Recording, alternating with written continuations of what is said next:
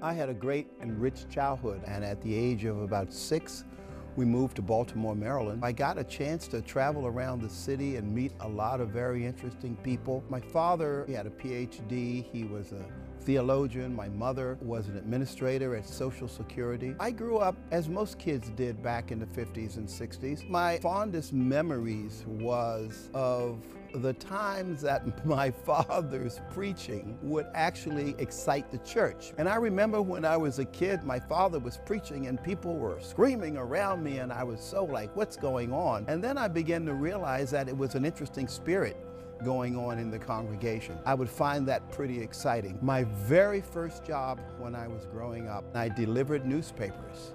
And what was so interesting about delivering newspapers, you had to go around to each person and collect the money. So that was a good way to develop relationships with my customers. A lot of my role models were members of the civil rights community, because coming of age in the early 60s, everything we did was around protests, was around civil rights.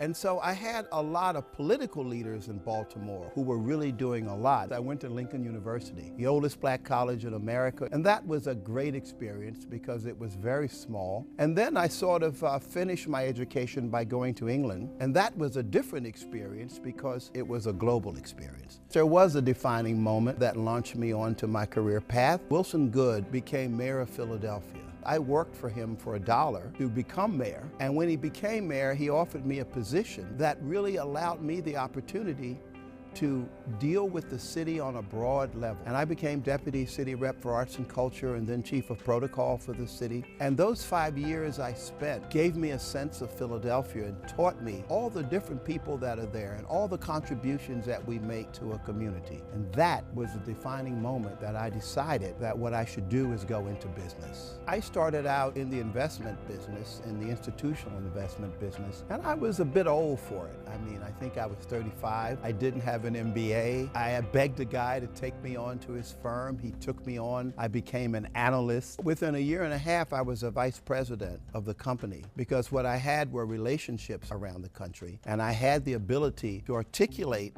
our investment strategy to bring business. First thing I learned was that when you're at a big company, they call you back right away. When you're a small company, you have to sit in the office till 5:30 or 6 to wait for the callbacks. When you're a big company, they say yes pretty much right away. When you're a small company, yes may mean maybe, yes may be not quite now, yes may be in the near future, or yes may be in the distant future. So those were the lessons I learned going from a big company to a small company. There are lots of challenges in doing business in Philadelphia because if you look at the number of entrepreneurs, one of our big challenges is trying to get to people young enough to give them the confidence to take the risk to go out there and become entrepreneurs.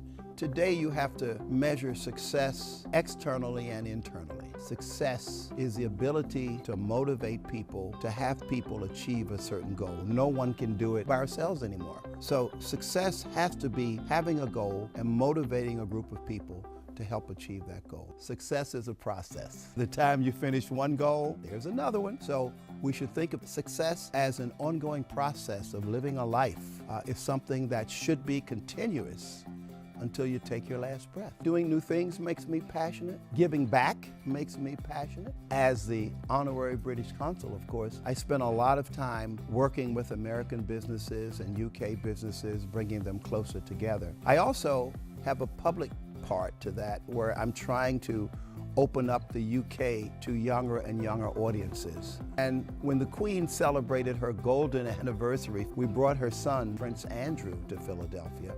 And one of the things we did was create a program with Simon Gratz High School. We created an after-school program so they could study the UK, and then we sent them to London for 2 weeks. The second year, we got a school in London, and they began to have exchanges. We ran that project for 5 years, and what was so exciting was every kid in the program went to college. That was a supreme achievement. Experimental learning is very, very important for the business community to embrace because you're talking about the workforce of the future. And what they're looking for are workers who can function in an environment that's flexible. And what you need is a workforce that can see the market change and adjust. Experiential learning teaches students flexibility, teaches them innovation. It teaches them to have trust in their team.